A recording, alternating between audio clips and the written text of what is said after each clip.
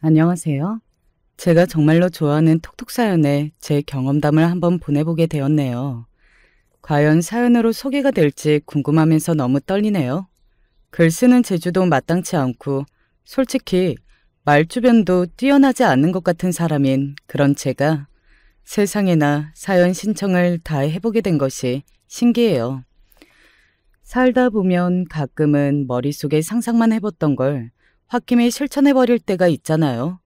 저에게는 톡톡 사연에 제 경험담을 보내는 지금이 바로 그런 순간들 중 하나인 것 같습니다. 저는 경기도에 살고 있는 나이 좀 먹은 아줌마예요. 태어난 고향도 경기도였고요. 어쩌다 보니 경기도 토박이로 평생을 살고 있네요. 저는 친정 집안이 좀 가난한 편이었습니다. 친정 부모님의 사이 또한 많이 좋지 못했어요. 내 인생에서 가장 잘못한 게 뭔 줄 알아? 바로 당신하고 만난 거야. 그때부터 내 인생이 내리막길이었어. 웃기시네.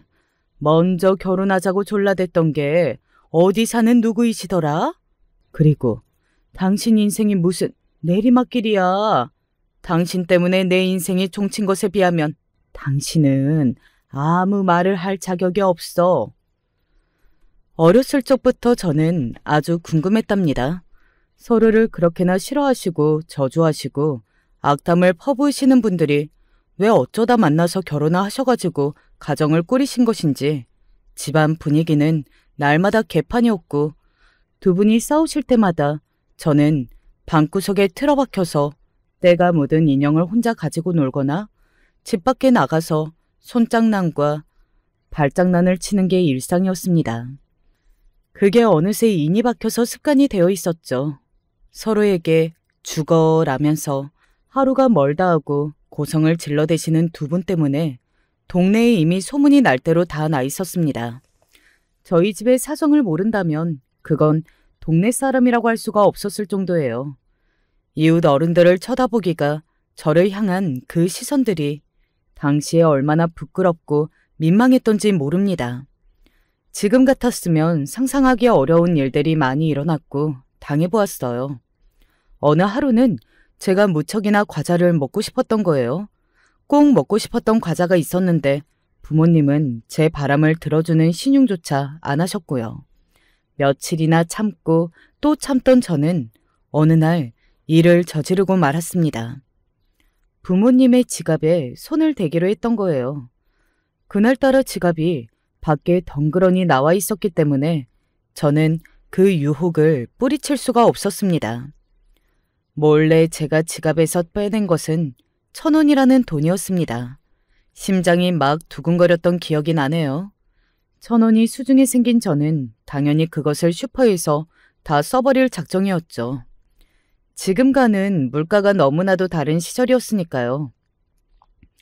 1,000원으로도 동네의 친구 한 명하고 같이 과자를 실컷 나누어 먹을 수 있었답니다. 저와 동갑이었던 그 친구 또한 집안 사정이 별로였어요. 그 친구의 부모님은 자식들을 내팽개치고 각자 맞바람을 피운다는 소문까지 맡고 계셨던 분들입니다. 과자를 와그작 와그작 즐겁게 먹는 동안 저는 그 친구의 이야기를 듣느라 돈을 몰래 빼냈다는 사실조차 망각하고 있었죠. 그 친구가 간밤에 자기 고모가 찾아와서 돈 이야기를 하면서 온 집안이 난장판으로 만들었다는 이야기를 해주었거든요. 제가 그때 무슨 생각을 했던 줄 아시나요? 그래도 내가 얘보다는 사정이 낫구나. 얘는 정말 안 됐다. 같이 과자를 먹자고 부르기를 잘했어. 야, 많이 먹어라. 너 정말 불쌍하다. 속으로 그런 생각을 하면서 그 친구의 입에 과자를 하나 더 넣어주었어요. 그 친구에 비하자면 저희 집은 분위기가 아주 양호한 것이라는 생각을 하면서 귀가를 했었죠. 그리고 그날 밤 저는 속된 말로 뒤지게 혼났습니다. 아직 대가리에 피도 안 마른 게 어디서 도둑질이야. 누가 이렇게 손버릇 나쁜 걸 가르쳤어? 너 같은 건 내 자식도 아니야. 꼴도 보기 싫어. 엄마라고 부르지도 마. 징그러우니까. 무릎을 꿇은 채로 머리통을 수차례 얻어맞았고 저는 눈물과 콧물을 흘려대며 서럽게 엉엉 울었습니다. 울음이 더 큰 울음을 불러오고 있었고 도저히 주체가 안 되어서 제가 울부짖으니까 친정엄마는 저에게 시끄러우니까 집을 나가라고 하셨어요. 저는 잘못했다고 용서해달라고 하면서 두 손을 모아 싹싹 빌었습니다. 엄마의 바짓가랑이도 자꾸 늘어졌습니다. 그러자 엄마가 제 머리채를 강하게 틀어잡으시더니 그대로 저는 문 쪽으로 질질 끌고 가셨어요. 그러는 동안에도 저는 고통스럽고 겁이 나서 울부짖었고요. 시끄러워 죽겠어. 귀 따가우니까 입 닥치고 당장 나가. 나가라고 이 집에서. 너는 여기에 있을 자격도 없어. 너 이제 내 자식 아니야. 나는 너 같은 딸 낳은 적 없어. 알아들어? 당장 밖으로 나가. 밖으로 나가라며 엄마는 저를 계속 걷어차셨고 문을 잡고서 버티던 저는 이제 여력이 없었죠. 하는 수 없이 엉엉 울면서 밖으로 나가려고 하던 그때 갑자기 엄마가 저를 불러 세우더군요. 그래서 저는 엄마가 저를 용서해 주시는 거라고 믿고 기대를 하며 돌아봤습니다. 옷 벗고 나가. 너 그 옷 네가 산 거야? 네 돈으로, 네 능력으로 산 거 하나라도 있어? 네 건 없어. 그러니까 싹 다 벗고 나가. 저의 기대는 금세 산산조각이 나버렸습니다. 저를 용서해 주시려던 게 아니라 엄마는 제가 옷을 입은 채로 밖에 나가는 것조차 못마땅해 하셨던 거예요. 그때가 계절이 초겨울이었고요. 밤에는 엄청나게 추웠습니다. 엄마의 우악스러운 손길에 못 이겨 저는 입고 있던 옷들을 벗어야만 했고요. 속옷 하나만 간신히 지켜서 그것 하나만 달랑 입은 채로 집 밖으로 쫓겨나던 그때가 제가 국민학교 3학년 때였습니다. 집 밖으로 쫓겨나자마자 팔로 몸을 감싸고 웅크려봐도 아무 소용이 없을 만큼 추위로 전신이 미친 듯이 떨려왔어요. 의지와 상관없이 이가 딱딱 부딪혔고요. 너무 추워서 아무런 생각이 안 나던 그 순간에도 수치스럽다는 감정만은 분명히 저에게 들고 있었습니다. 아무런 말도 입 밖으로 안 나오더라고요. 이러다 죽겠구나 싶어서 무섭기도 하였고요. 이웃집에서 저를 발견했기에 망정이었습니다. 이웃집의 아저씨, 아주머니 내외가 저를 딱 발견하셨던 거예요. 세상에, 하다하다 애를 이제 내쫓는구만. 이 날씨에 이런 시간에? 그것도 애를 홀딱 발가벗겨서? 아휴, 이런 미친 사람들을 보았나. 저희 집에 돌아가는 분위기를 익히 알고 계셨던 그분들에게도 제가 사시나무 떨듯이 거의 발작을 하고 있는 모습은 그만큼 충격적이었던 것입니다. 당황하신 그분들이 저의 집의 문을 당장 두드리셨어요. 저기요, 이것 보세요. 지금 이게 뭐 하시는 거예요? 자식한테 이러셔도 되는 거예요? 혼날 만한 짓을 했으니까 그러는 거겠죠. 남의 집 사정에 더럽게 관심 많으시네? 신경 꺼요. 훈육에도 정도라는 게 있는 거 아닙니까? 애가 잘못해서 혼이 날 일이 있어도 이건 아니지요. 지금이 여름도 아니고 겨울인데 이러실 수가 있는 거예요? 이러다가 애 잡겠어요. 내가 애를 잡든 닭을 잡든 너네가 무슨 상관이야? 너네가 뭔데 참견이고 지랄이야. 당장 안 꺼져? 꺼지라고 진짜 죽여버리기 전에. 문 너머 안쪽에서 들려오는 친정엄마의 절규에 가까운 외침은 이웃집 내외 두 분을 숙연하게 만들었습니다. 도저히 대화가 통할 정상적인 상대가 아니었으니까요.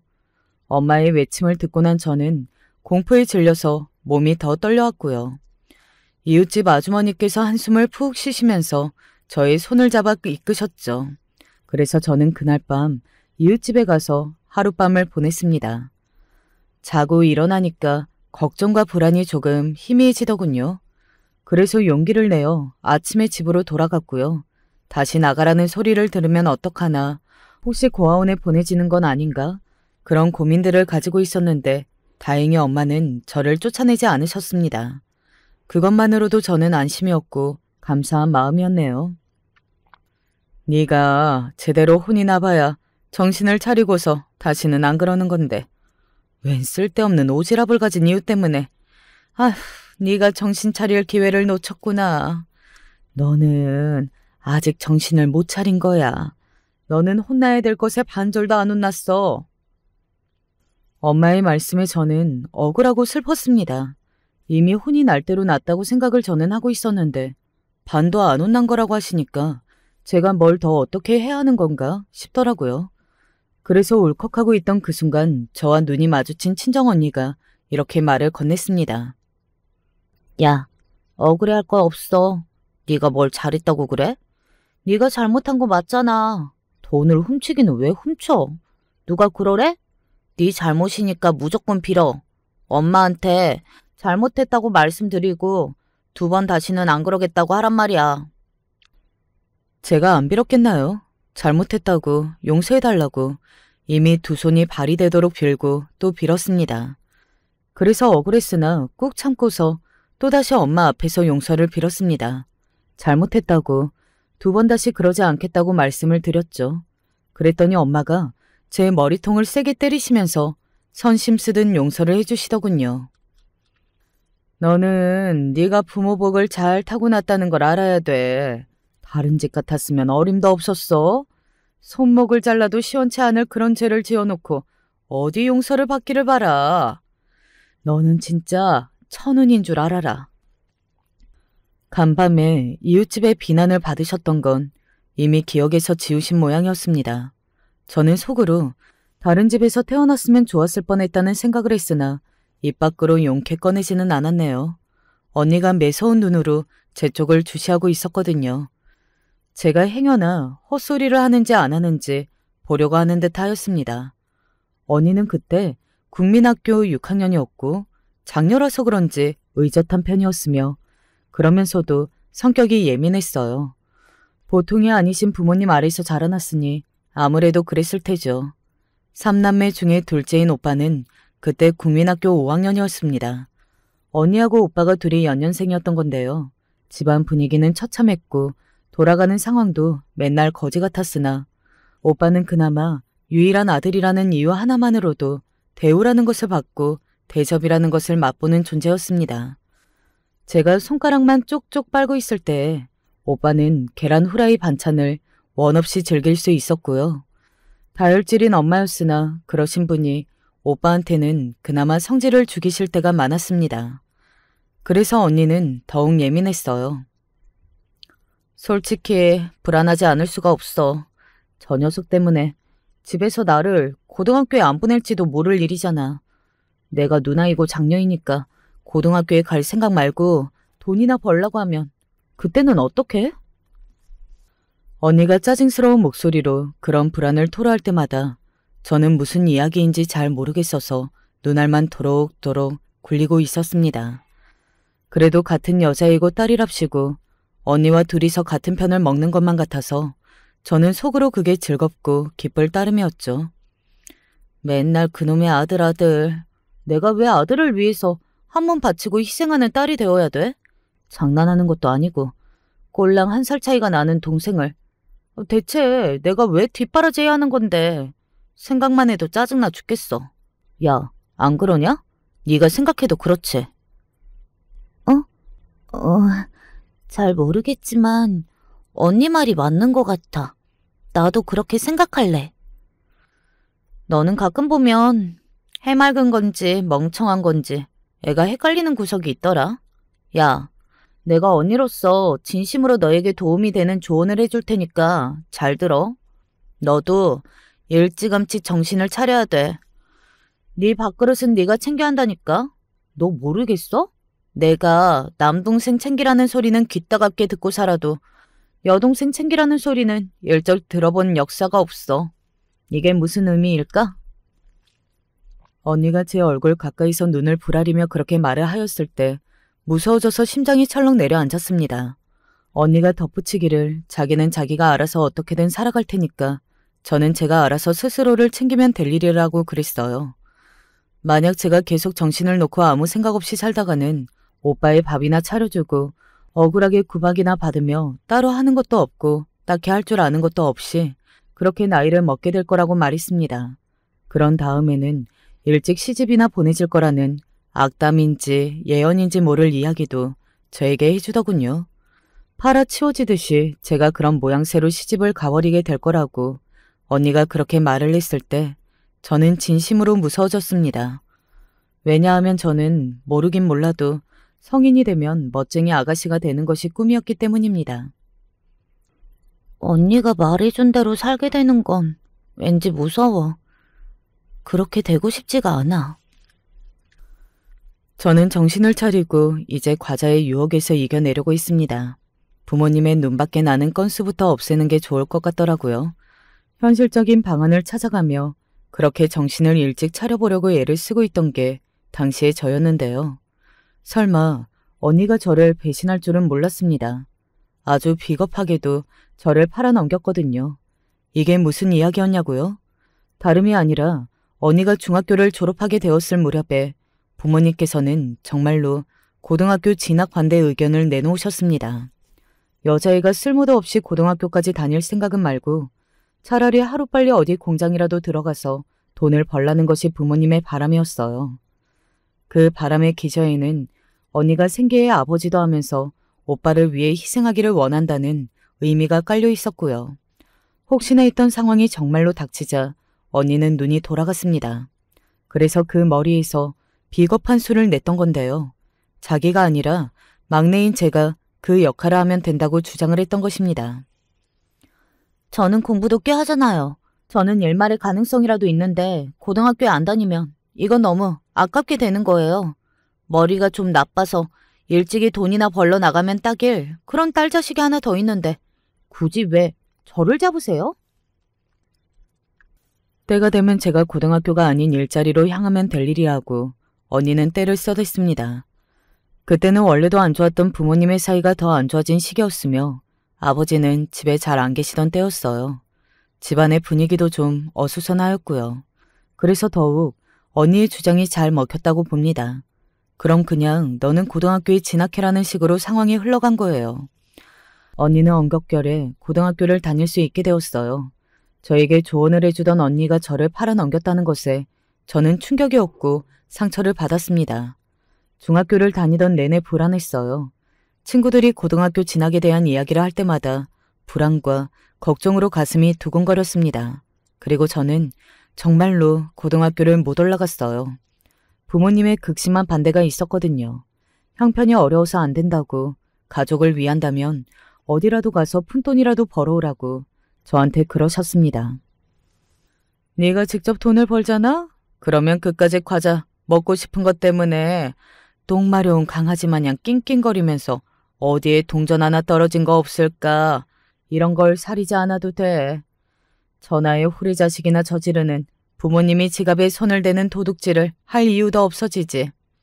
네가 직접 네 돈을 벌어서 그걸로 과자를 사 먹으면 되니까. 안 그러니?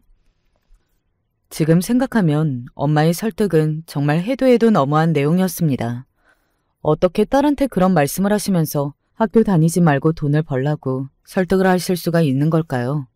하지만 저는 어차피 고등학교에 올라가지 못할 거라면 비참한 기분으로 그렇게 되는 것보다 돈을 직접 벌게 되었다는 설렘을 갖는 편이 나을 거라고 여겼습니다. 제 친구들이 학교를 갈 때 저는 일을 다녔어요. 공부에 큰 재능이 없었으니까 억울하고 분할 것도 없다고 스스로를 그렇게 다독였습니다. 저 스스로 돈을 벌고 모으는 게 의미가 있을 거라고 여겼고요. 하지만 제가 일을 시작한 지 2달 만에 엄마가 그러셨어요. 집에 돈이 없다고요. 당연히 네가 좀 보태줘야지. 설마 너 혼자 돈 쓰고 그럴 생각은 아니었지? 그러면 너는 우리 가족도 아닌 거야. 강요 아닌 강요에 못 이겨서 저는 제가 번 돈을 집에 내놓기 시작했습니다. 자기 밥그릇은 알아서 챙겨서 혼자 잘 살겠다던 언니의 말은 진짜였어요. 언니는 전문대로 진학한 후에 혼자 자취를 시작하더니 부모님의 사이가 끝을 향해 달리고 돈 타령이 집에서 자꾸 나오기 시작했을 때부터는 아예 가족들과 연락을 끊었습니다. 절연을 해버렸던 거예요. 이걸 두고 엄마는 괘씸해서 미치겠다고 하셨고요. 저는 저라도 배신을 하면 안 된다는 생각에 열심히 번 돈을 집에 갖다 바쳤어요. 그 돈은 오빠의 학비가 되기도 했었죠. 하지만 오빠는 취업을 말아먹으면서 부모님께 거대한 실망을 안겨드렸고요. 그 때문이었는지는 모르겠으나 아버지가 쓰러지셨습니다. 뇌로 가는 혈관이 잘못되었다나 그렇다고 했고요. 막대한 병원비가 들었어요. 저는 단 하루도 쉰 적이 없었죠. 일을 해서 돈을 벌고 그 돈으로 병원비를 내고 일을 하지 않은 나머지 시간은 아버지를 간병하면서 보냈습니다. 아버지가 쓰러졌던 때부터 4년이 지나서 돌아가셨고요. 엄마는 너무 늦었으나 이제라도 당신만의 인생을 오롯이 살아보겠다고 하시면서 연락 두절이 되었습니다. 오빠는 이 여자 저 여자를 만나가며 동거 생활을 이어가고 있었는데요. 그러다가 대충 결혼할 거라고 하더라고요.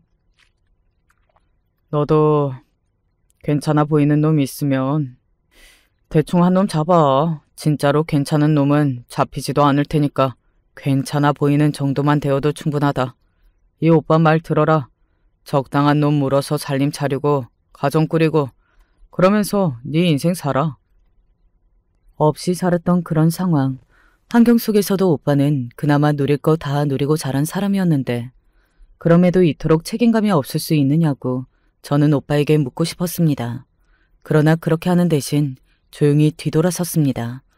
과자 때문에 지갑에 손을 댔다가 맨몸으로 쫓겨났을 때 그때 저를 쫓아낸 건 비단 엄마뿐만이 아니었어요. 아버지, 언니, 오빠 전부 다 같았다는 사실을 저는 시간이 한참 흐른 이런 순간에야 깨닫고서 미련 없이 뒤돌아섰던 것이었죠. 그리고 추위에 덜덜 떨고 있었던 저에게 손을 내밀어 주셨던 이웃분들처럼 공허해진 제 일상으로 돌아와준 존재가 있었습니다.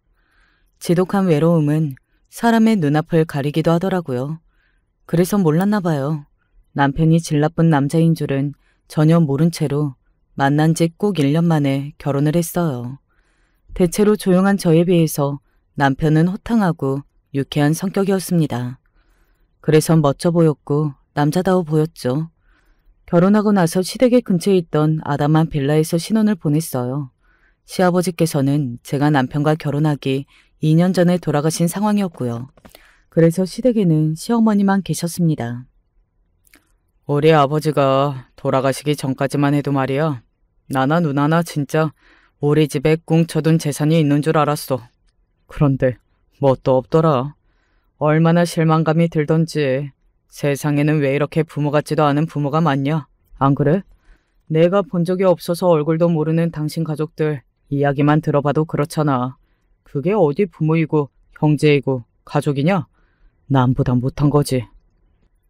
남편이 술 한잔하면서 그렇게 말을 하면 저는 차마 받아칠 말이 없었네요.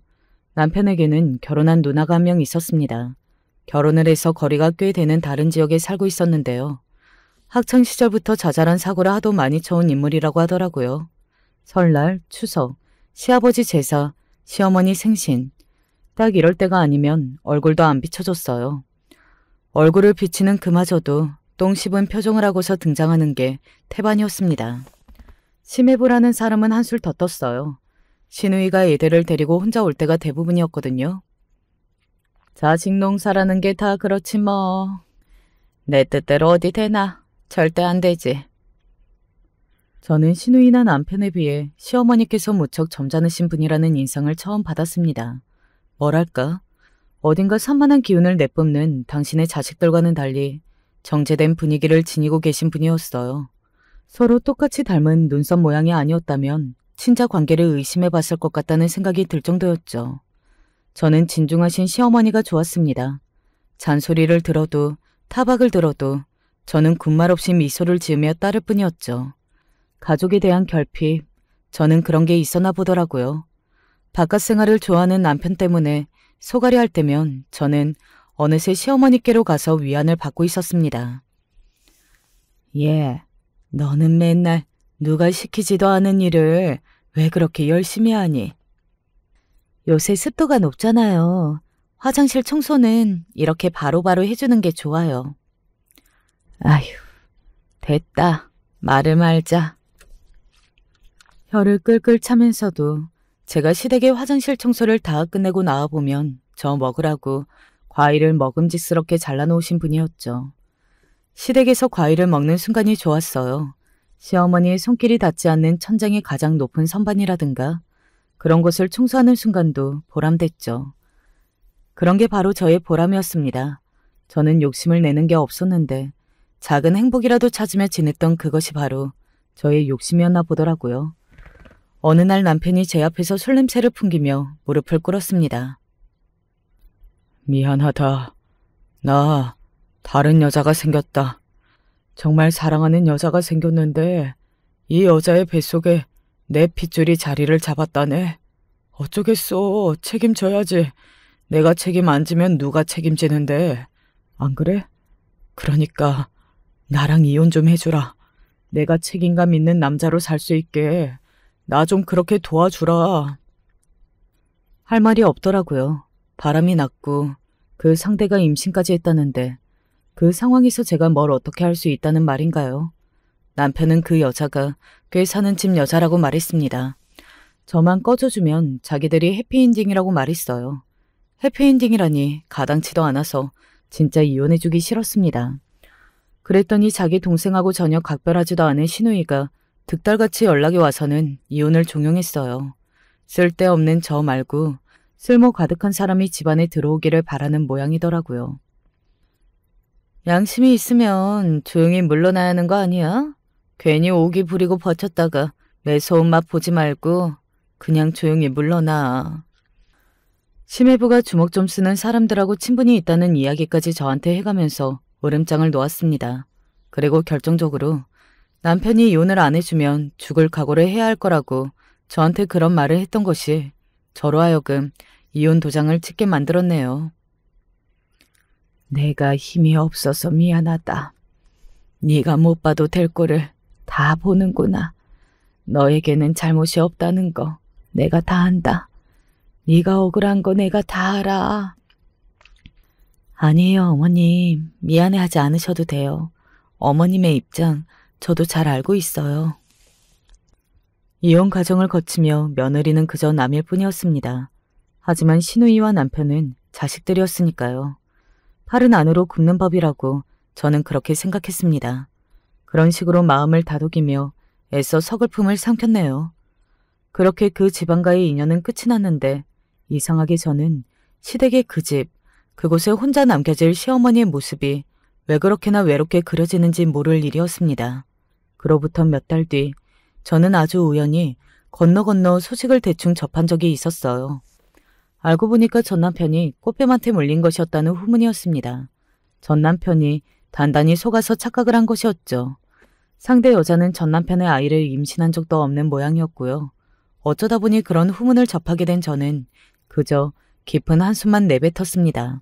그리고 괜히 찜찜한 기분이 들기도 해서 멀리 거처로 옮겼고요. 그곳에서 새로운 일상을 시작했어요. 작은 아르바이트로 생활하다가 주변 분들의 권유를 받아서 요양보호사 일에 관심을 가지게 되었고 제 적성에 맞는 것 같아서 진지하게 노선을 이쪽으로 잡았죠. 몇 년이 지나는 동안 저는 어느새 생업으로 요양보호사 일을 하는 사람이 되어 있었습니다. 이쪽에서 일을 쭉 하면서 경험을 쌓고 경력을 채워가다 보니까 이런저런 제의도 들어왔어요. 일자리 소개도 많이 받았고요. 그러던 어느 날 요양보호사 일을 하면서 친분을 쌓게 된 어떤 분으로부터 본인이 일하는 시설에 자리가 났는데 올 생각이 없냐는 제안을 듣게 되었습니다. 놀랍고 반가웠죠. 그분이 일하시는 곳은 시설도 번듯하고 무엇보다 근무자들 간 분위기가 좋은 곳으로 아름아름 소문이 나 있었거든요. 마침 제가 들어가면 안성맞춤일 자리가 났다는 이야기에 짧은 고민을 마친 저는 그곳으로 향했습니다. 원장님, 센터장님을 만나서 이야기도 나누어 봤고요. 일을 하는 곳으로 가닥을 잡고 시설을 우선 둘러보기로 했어요. 제가 이제 일을 하게 될 곳이라고 생각을 하니까 눈에 들어오는 모든 곳들이 다 정감이 넘쳐 보이더군요. 그때 마침 음악 공연 감상 프로그램이 진행 중이어서 잠시 그런 모습도 눈에 담으며 구경할 수 있었어요. 여기는 이렇게 프로그램도 본격적으로 진행을 하는구나. 어르신들이 다들 너무 좋아하시네. 기분 좋게 웃으며 프로그램이 마무리될 때 함께 박수를 쳤죠. 그런데 그때 제 눈에 너무나도 익숙한 모습이 들어온 거예요. 휠체어에 앉은 어떤 분의 모습을 보자마자 낯이 있다는 느낌이 확 들었습니다. 이리저리 생각을 할 겨를도 없이 저도 모르게 그쪽으로 발걸음을 하면서 입을 열고 말았습니다. 혹시 어머님? 아니 세상에, 어머님, 저예요. 제가 놀라서 외치자 어리둥절한 얼굴이 되어 저를 쳐다보셨다가 이내 화들짝 놀라신 그분은 바로 제 시어머니셨습니다. 이제 시어머니라고 불러도 맞는 건지 알 길은 없었으나 제 옆에 선 선생님들이 다 놀라서 어떻게 아는 사이시냐고 물어보셨을 때 제 입에서 나온 대답은 저의 시어머니 되셨던 분이라는 그런 답변이었죠. 다들 이런 우연이 다 있냐면서 신기했고 그러는 동안 저는 시어머니와 조용히 눈빛 교환을 하고 있었습니다. 저를 알아보시고 깜짝 놀라신 뒤로 시어머니께서는 아무 말씀도 안 하고 계셨어요. 프로그램의 뒷정리까지 마무리되고 시어머니께서는 당신이 머무는 공간으로 옮겨졌습니다. 휠체어에 앉으신 그 모습을 눈으로 줬다가 저는 선생님들께 물어보았죠. 시어머니에 대해서 말입니다. 어쩌다가 여기에 계신 것인지, 상태는 좀 어떤 것인지 그런 게 궁금했는데요. 실장 선생님이 조용히 저를 다른 자리로 이끄셨습니다. 커피 한잔 하겠냐고 그러시더라고요. 믹스커피를 한 잔씩 하면서 저는 시어머니의 이야기를 들을 수 있었어요. 딸 부부가 보호자라고 하더군요. 이 요양시설에 시어머니를 모셔놓은 분은 저의 전 시누이였습니다. 내심 혹시나 저의 전 남편일까 싶었는데 아니었던 거예요. 그런데 보호자가 잘 안 와봐요. 네? 혹시 여기에 모셔만 놓고 그걸 땡이라는 건 아니겠죠? 아이고, 왜 아니겠어요. 선생님도 여기 일 해보셨으면 아시잖아요. 이런 경우가 비일비재하지는 않더라도 꽤 있자는 것을요. 김덕순 할머니도 그래요. 그 딸 보호자가 엄마를 여기에 모셔만 놓고 들여보지를 않네요. 가끔 연락하는 것도 비용 문제라든지 뭐 그런 용건들 뿐이고요. 아, 그랬구나. 여기에 계신 지는 좀 되신 거 맞죠? 아, 네, 그렇죠. 김덕순 할머니는 여기서 고차민축에 속하고요. 원래 여기로 오시기 전에 다른 곳에 잠깐 계셨다가 옮겨오신 거예요. 그러면 시설에서 생활하신 지 엄청 오래되셨네요. 생각도 못했어요. 이렇게 지내고 계셨을 줄이야.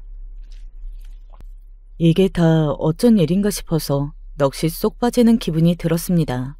시어머니를 다시 뵌 지가, 그러니까 이혼을 한 지가 어느덧 10년이었습니다. 길다면 긴 시간이 흐른 뒤였죠. 10년이면 강산이 변한다고 하잖아요.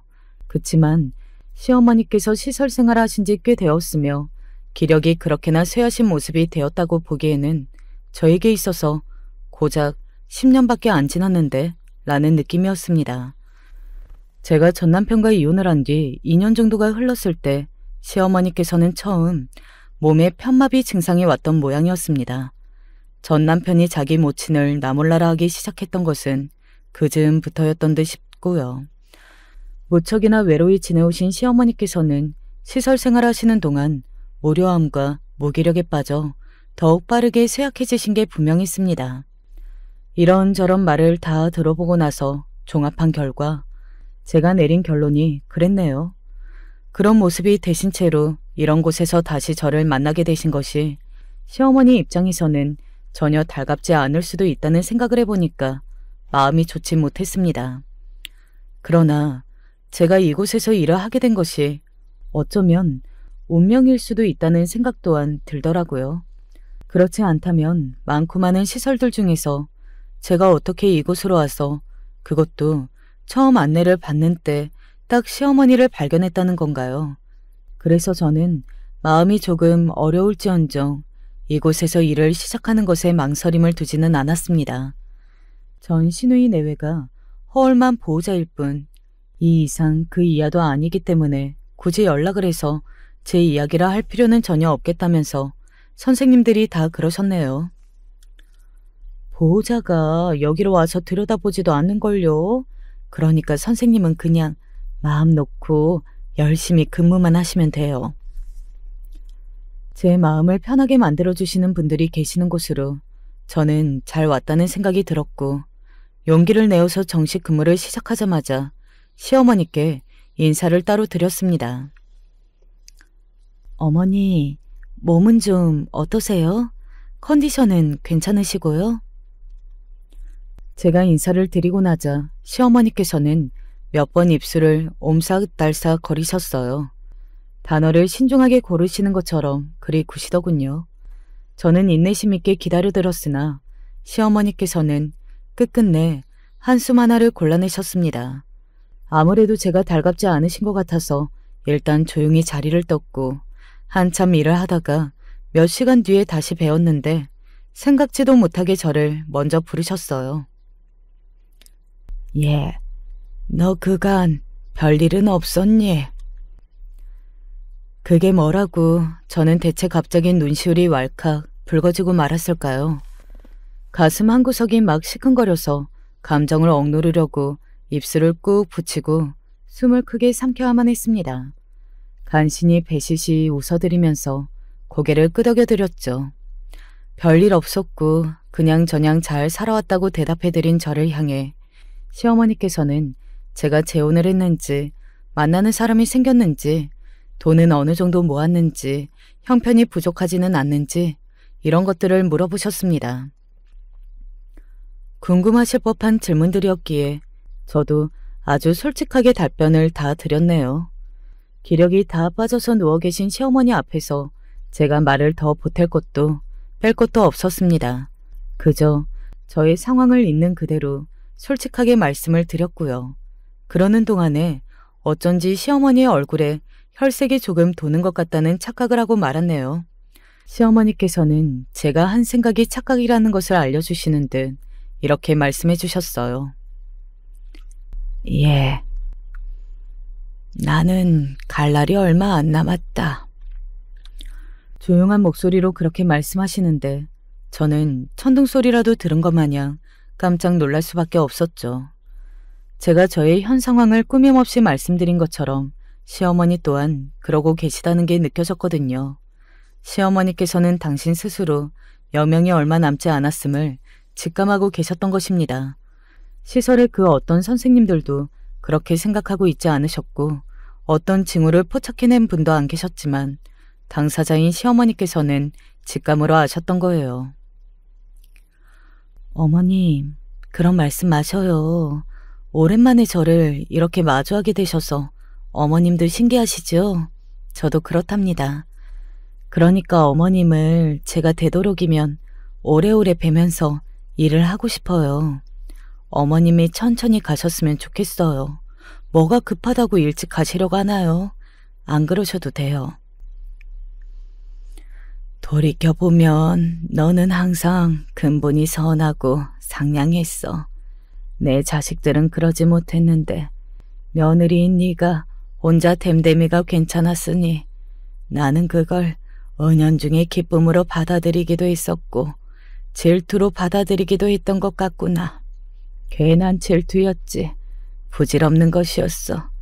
예, 착하게만 살면 바보라고 세상은 비웃지만 그 바보들이 세상을 제법 살기 좋게 만드는 것 같더라. 만약에 네가 내 자식으로 태어났더라면 내 인생도 달라졌겠지. 그래서 아쉽다. 두고두고 아쉬워. 네가 내 자식이었더라면 그랬으면 좋았을 텐데 살 날이 얼마 남지 않은 나에게 너를 이렇게 다시 만나 이런 심정을 전할 수 있는 기회가 주어진 것이 하늘의 뜻인 것만 같구나. 울지 않으려고 했는데 저도 모르게 눈물이 후두둑 떨어지고 말았습니다. 뭐라고 말을 꺼내야 할지 모르겠어서 그냥 조심스레 시어머니의 한쪽 손을 끌어다가 가만히 잡아드렸네요. 시어머니께서는 당신의 자식들에 대해 원망의 말씀을 하지 않으셨습니다. 아무런 기대조차 남아있지 않다는 말씀으로 대신 심정을 밝히셨죠. 그 순간부터 저는 감히 시어머니를 동정하고 있었습니다. 쓸쓸하게 인생의 마지막 순간을 준비하시는 시어머니의 모습에서 서글픈 빛이 뿜어져 나오는 듯 하였네요. 어느라고 느리기는 해도 당신께서 아직 하고 싶은 말씀을 자유로이 뱉을 수 있다는 점을 시어머니께서는 무척 다행이라고 여기고 계셨어요. 거동은 혼자 못하시나 말씀은 잘하셨으니까요. 저는 시어머니의 말동무를 자처하였고 이런저런 말씀을 드리기도 하였으며 제가 경청을 해드리기로 하였습니다.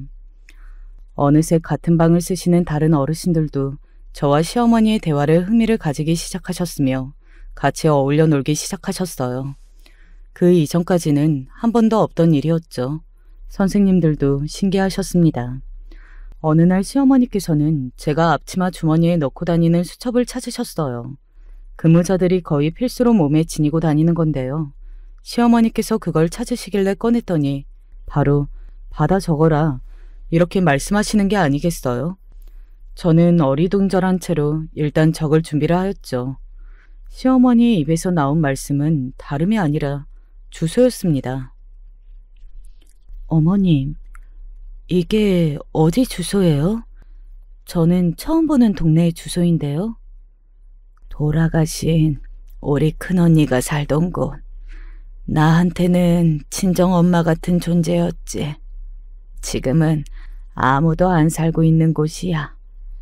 그 집 뒷마당으로 나가서 쭉 길을 조금만 따라 걷다 보면 깨진 벽돌들이 쌓여 있단다. 그 벽돌을 네가 꼭 기억하면 돼. 깨진 벽돌이요? 네, 어머님. 기억했어요. 그런데 제가 혹시 그걸 기억해야 하는 무슨 특별한 이유가 있을까요? 예, 내가 죽거든. 네가 거길 가봐라. 가서 벽돌을 네가 치워놔. 알았지? 꼭 그래야 한다. 벽돌을요? 네, 알겠습니다. 꼭 그렇게 할게요. 시어머니께서 간절한 눈빛을 하고 계셨기 때문에 저는 곧바로 수긍을 할 수밖에 없었죠. 저는 그 순간 어떤 미신 같은 이야기일 거라고 생각을 했어요. 미신 때문에 벽돌의 위치를 바꿔야 한다든지 뭐 그런 이야기일 거라고 여겼던 건데요. 대수롭지 않게 생각하며 수첩을 주머니 속으로 다시 넣었던 그날로부터 딱 사흘 후에 시어머니의 상태가 악화되었습니다. 아휴, 미치겠네. 이런 상황에서도 왜 이렇게 연락이 안 돼? 시어머니의 보호자인 전 시누이 내외와 연락이 잘 안 되고 있었죠. 항상 그렇더니 어떻게 이런 순간까지도 한결같냐고 하면서 선생님들이 혀를 끌끌 차셨습니다. 한참 몇 시간을 시도한 끝에야 간신히 연락이 닿았고요. 시어머니에게 옮겨진 병원에서 저는 아주 오래간만에 전 시누이를 마주할 수 있었습니다. 놀래라. 이게 누구야? 어떻게 여기서 만나지? 제가 요양보호사로 일을 하고 있어서요. 어쩌다 보니 3개월 전에 새로 일을 시작한 곳이 어머님이 계신 곳이었어요. 그랬구나. 세상이 참 좁다니까 어떻게 이런 식으로 다시 보는 걸까? 전 시누이는 대수롭지 않아 있습니다. 사람한테 이런 말하는 거 안 좋은 것이고 실례인 거 아는데 인상이 참 더럽게 나이를 먹었더라고요. 그게 제 눈에 딱 보여서 기분이 많이 씁쓸했네요. 전 남편은 몇 시간이 더 지나서야 병원에 도착했습니다. 핏줄은 못 속이는 것인지 전 시누이와 누가 더 인상 더럽게 나이를 먹었는지 대결이라도 벌인 것 같은 얼굴을 하고 있더군요. 미간에 잡힌 주름이며 어딘가 비열해 보이는 눈빛까지. 한때 저와 부부로 살았던 남자가 지금 저런 모습을 하고 있다는 게 고개가 저절로 저어졌네요. 전 남편은 저를 보자마자 깜짝 놀랐고 저는 아무 말도 없이 덤덤하게 있을 뿐이었어요. 전 시누이가 신경질적인 목소리로 간략하게 상황 설명을 대신해 줬는데요. 그런 짧은 대목만 보더라도 남매끼리 사이가 너무 안 좋고 서로 안 친하다는 게 잘 보였습니다. 우리 엄니 타고난 팔자는 참 좋으셔. 돌아가시기 전에 전 며느리의 수발도 다 받아보시고 아주 원 없이 다 누리시다가 떠나시네. 전 남편이 웃는 모습에 저는 소름이 돋았네요.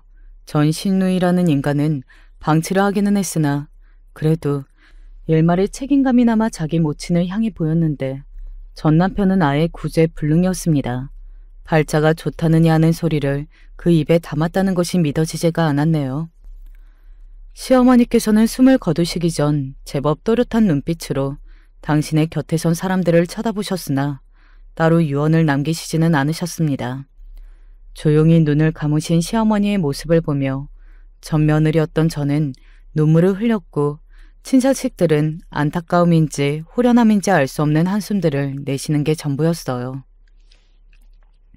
재산 한 푼 안 물려주고 가는 부모는 부모 자격도 없는 거라면서 어떻게 장례식장에서 그런 소리를 떠들 수가 있을까요? 너무 천박해서 다들 정말 놀랐고요. 시설의 선생님들은 전 남편과 전 신우이의 파탄난 인성에 대해 혀를 내둘러셨습니다. 저는 씁쓸하게 시어머니를 애도할 따름이었네요. 시어머니께서 항상 계셨던 그 자리, 주인을 잃은 침대를 보는 것만으로도 눈물이 날 것 같아서 저는 감정을 애써 추스르며 며칠을 보냈습니다. 그런데 어느 날 같은 그 방을 쓰시는 어르신들이 저에게 이런 말씀을 건네시는 게 아니겠어요? 거기는 언제나 가보실 거예요. 혹시 잊어버린 건 아니겠지? 네? 어디를 말씀하시는 거예요? 맞다. 그 주소로 가서 벽돌을 치워야 하는데. 제가 완전히 잊고 있었는데 어르신들이 짚어주셔서 머릿속에 떠오른 건수가 있었죠. 수첩을 뒤적거린 저는 그때 받아 적었던 주소를 황급히 확인했습니다. 그런 저를 보며 어르신들이 빙그레 미소를 지으셨어요. 가보려면 얼른 가봐야지. 쇳불도 당김에 빼라고 하는데 쇳불을 뺄 곡괭이 같은 거 하나 챙겨가든가. 저는 이 어르신들이 대체 뭘 알고 이러시는 건가 긴가민가했습니다. 그 말씀대로 길게 미뤄둘 건 아닌 것 같아서 다가온 휴무일에 바로 찾아가 보았어요. 고즈넉한 시골 마을이었습니다. 사람이 안 산 지 오래되어 잡초가 무성하게 자란 곳이 목적지였죠.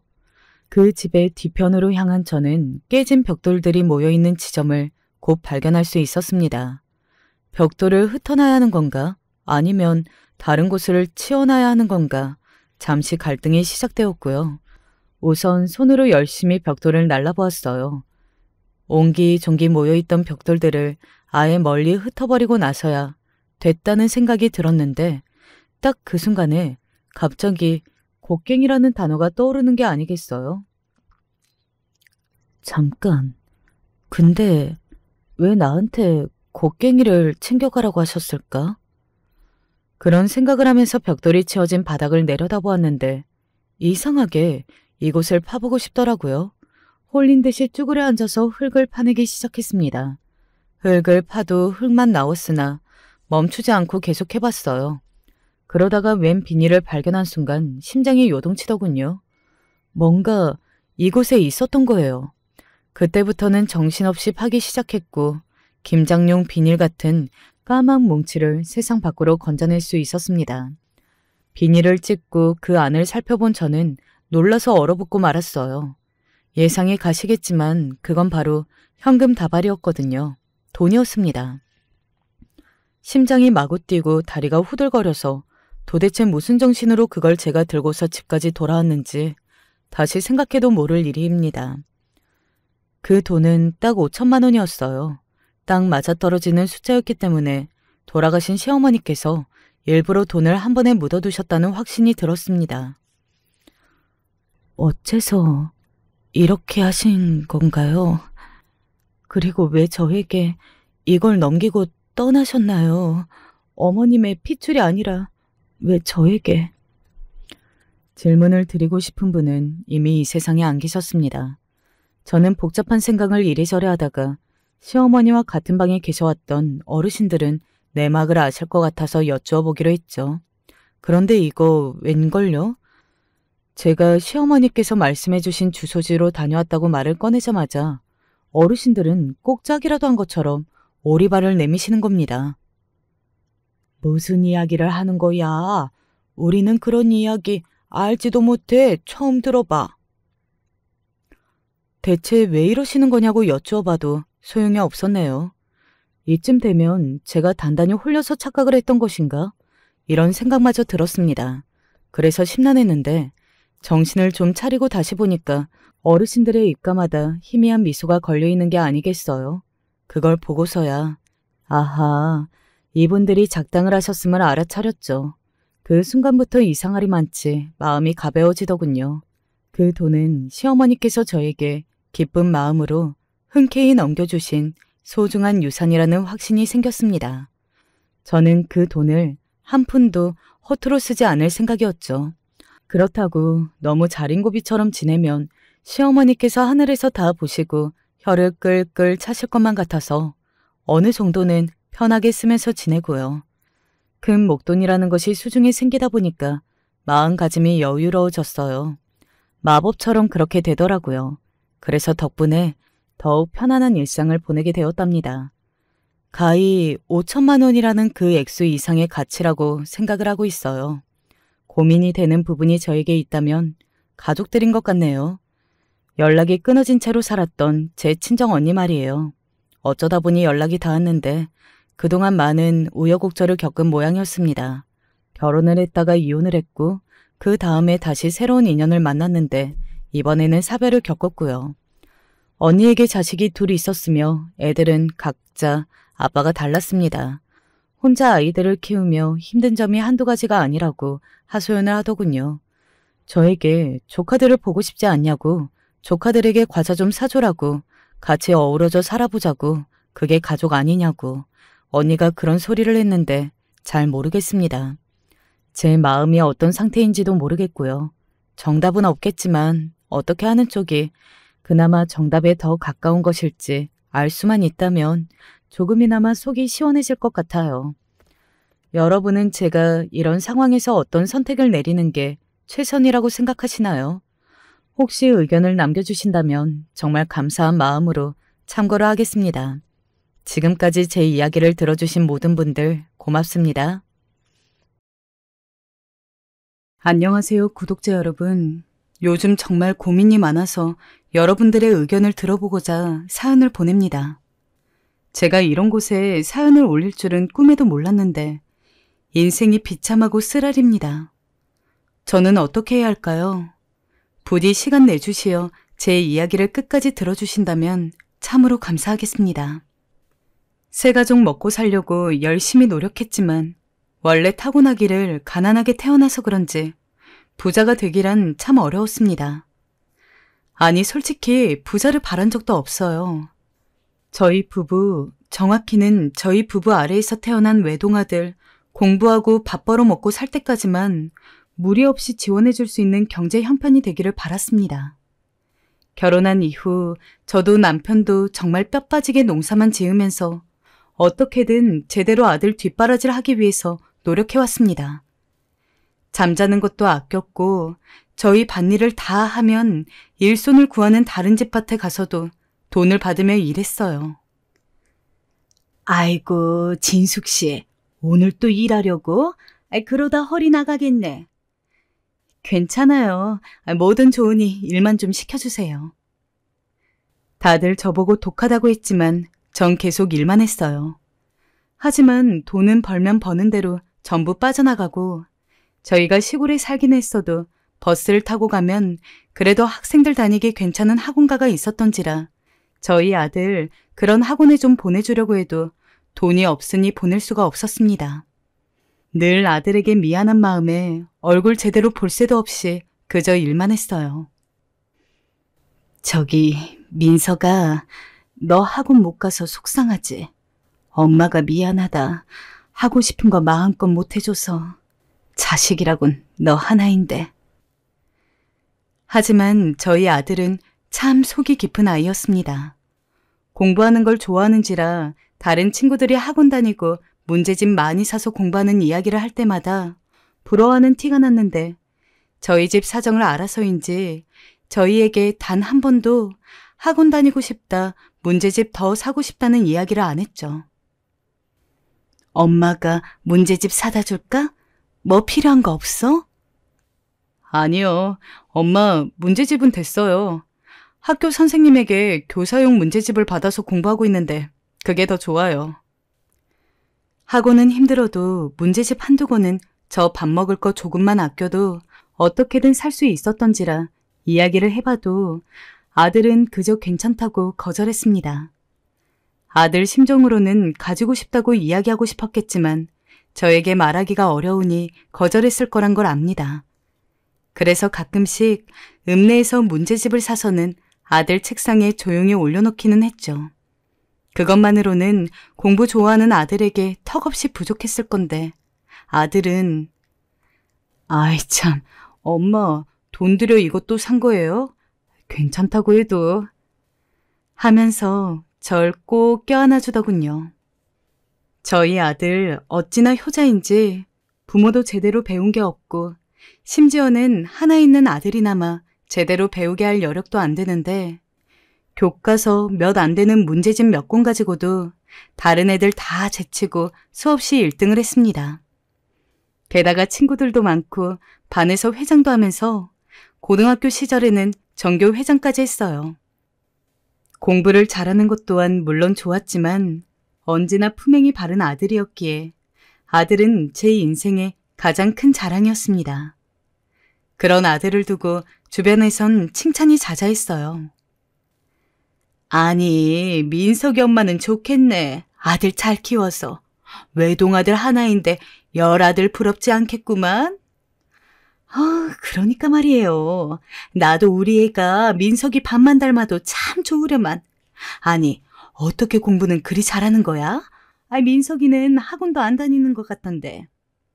나도 모르겠어요. 문제집 한 번 제대로 못 사줘서 늘 미안한데 그냥 아들한텐 항상 고마울 따름이에요. 결국 그렇게 고등학교 시절까지 알차게 보낸 아들은 서울에 있는 큰 대학교에 수석 입학을 해서 전액 장학금을 받고 입학을 하게 되었습니다.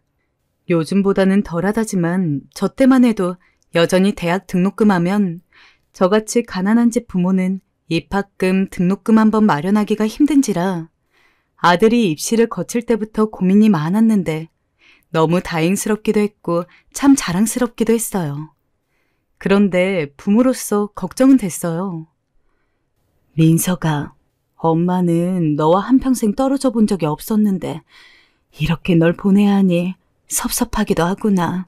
또 네가 기껏해야 사는 곳에서 멀지 않은 지방으로만 왔다 갔다 했지.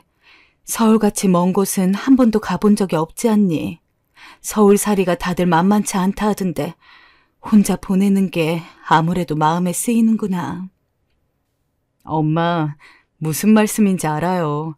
근데 저 믿어주세요. 엄마 아들이잖아요. 대학교 가서도 분명 엄마 걱정시키지 않도록 꿋꿋하게 잘 살 거예요. 그치? 엄마한테 연락도 줄 거지? 그럼요. 엄마 다 할게요. 꼬박꼬박 시골도 내려올 테니 너무 걱정 마셔요. 민석이를 믿고 남편도 저도 아쉬움 뒤로 한 채 아들을 서울로 보내주었습니다. 그리고 그런 저희의 걱정이 무색하게 서울로 간 아들은 정말 말 그대로 순풍에 돛닿듯 승승장구했습니다. 엄마, 아빠, 저 대학원까지 가려고요. 대학교 시절에 친하게 지낸 교수님이 계시는데 그 교수님이 대학원 진학을 추천해 주시더라고요. 대학원 비용도 다른 학생들보다 저렴할 거라고 해서 좋은 기회가 될 것 같아요. 엄마, 아빠, 이왕 공부하는 거 박사 과정까지 밟고 싶어요. 바로 취업하지 못해서 죄송스럽지만 지금 이대로는 제가 회사에 취업을 한다고 해도 분명 만족스럽게 일하지 못할 것 같아요. 저 한 번만 더 믿어주세요. 아들은 대학교 4년을 우수한 성적으로 졸업하고 대학교 재학 당시 친했다는 교수님으로부터 대학원 제의를 받아서 석사를 따더니 더 나아가서 박사과정까지 밟았습니다. 그리고 그 과정에서 저희에게 한 번도 돈 달라는 소리를 안 했습니다. 저희가 아무리 배운 거 없는 사람이라지만 대학도 아니고 대학원에 박사과정까지 밟는데 돈 어마어마하게 드는 걸 모르지 않잖아요. 그래서 어느 날은 아들에게 물었죠. 아들, 혹시 돈 필요하면 꼭 말해라. 네가 박사까지 밟는다는데 우리가 해줄 수 있는 건 없어도 돈이라도 대줘야지. 아니에요, 엄마. 정말 괜찮아요. 장학금으로도 충분하고 공부하며 친해진 교수님들이 여러모로 도와주세요. 엄마, 아빠 건강만 잘 챙겨주세요. 옛날 옛적 문제집 이야기 때도 그랬지만 아들은 저희 생각하느라 저희에게 한 번도 제대로 기대본 적이 없는 아들이었습니다. 그래서 더 마음이 쓰이고 아프기도 했어요. 박사과정이 끝난 뒤 아들은 무슨 대기업 연구직으로 들어갔습니다. 가끔 전화를 하면 늦게까지 일을 하느라 피곤해 보이기는 했지만 그만큼 돈도 어느 직장과 비교할 수 없이 많이 주고 무엇보다도 피곤해하는 아들 음색에서 그조차도 충분히 감당할 수 있을 만큼 재밌고 즐거워한다는 기색이 엿보였기에 부모로서의 저 역시 무척이나 뿌듯했습니다. 게다가 아들은 생님처럼 공부만 한 것도 아니었죠. 어느 날 놀라운 소식을 전해오더라고요. 엄마, 저 결혼하고 싶은 여자가 있어요. 뭐? 결혼? 민석이 네가 결혼을 한다고? 아니, 언제 여자를 사귀었던 거야? 엄마한텐 말 못했는데 연애한 진 3년 정도 됐어요. 나중에 결혼을 하게 되면 정식으로 말씀드리려고 비밀로 하게 됐어요. 섭섭하셨다면 죄송해요. 여자친구는 서울에서 카페를 운영하고 있는 사람인데 제가 몇 번 그 카페에 방문했다가 마음을 가지게 됐어요. 솔직히 저는 아들이 정말 공부와 연애하는 줄 알았습니다. 학창시절에도 여자친구 이야기 한 번 없었고 서울에 올라가서도 한 번도 저에게 그런 이야기를 꺼낸 적은 없었죠. 물론 굳이 부모님한테 연애 이야기를 할 이유가 없었으니 제가 모르게 했을 수는 있다만 아무래도 한 번도 들어본 적이 없다 보니 최소한 연애 경험이 그리 많지는 않을 거라고 어렴풋이 추측하고 있었는데 처음으로 꺼낸 여자 이야기에 대뜸 연애도 아닌 결혼이라니. 놀라긴 했지만 저야 아들이 좋아하는 여자라면 절대 반대할 생각 없었어요. 하지만 아들이 진지하게 결혼 이야기를 꺼낸 이상 저도 걱정이 되는 것이 있었죠. 바로 결혼 자금이었습니다. 당시 남편이 농사를 확장하겠다고 무리하게 대출을 받았어서 정말 집에 빚밖에 없었거든요. 근데 민서가 일을 어쩌니? 우리가 너한테 해줄 수 있는 게 없구나. 너무 미안하다.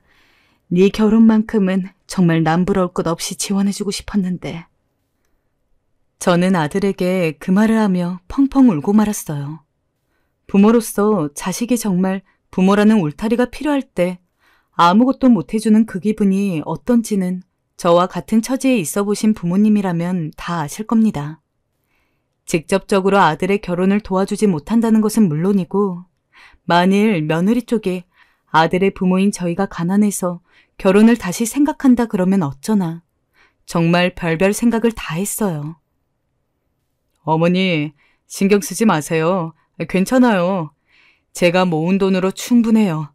예비 사돈분들께서도 전혀 개의치 않아 하시고요. 아들은 제 마음을 아는 듯 환하게 웃었지만 저는 그 웃음에 마음이 더 쓰렸습니다. 거기다 아들의 소개를 통해 본 며느리는 한눈에 봐도 귀티가 넘쳤어요. 딱 봐도 절대 힘든 일은 안 해봤을 것 같은 그런 고운 인상을 하고 입고 온 옷부터 가방까지 모두 세련되어 보이더군요. 그런 며느리 눈에 시골 사람인 제가 괜히 부족해 보여 멋쩍기까지 했어요. 안녕하세요, 어머님. 말씀 많이 들었습니다. 네, 아이고, 얼른 들어와요. 우리 민석이가 이리 고운 사람이랑 결혼할 줄 몰랐네. 멀리까지 오느라 고생 많았어요. 밖에 춥죠? 아니에요. 어차피 차 타고 왔는걸요? 하나도 춥지 않았어요.